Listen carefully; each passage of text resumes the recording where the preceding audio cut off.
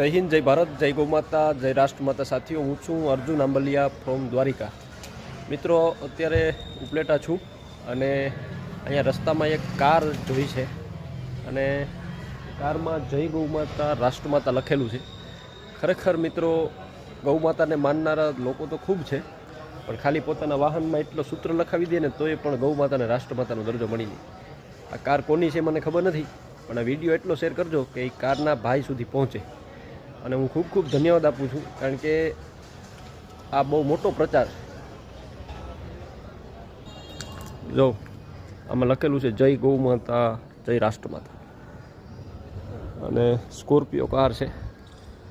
આ જેની પણ હોય એને દિલથી ખૂબ ખૂબ ધન્યવાદ આપું છું। આ વિડીયો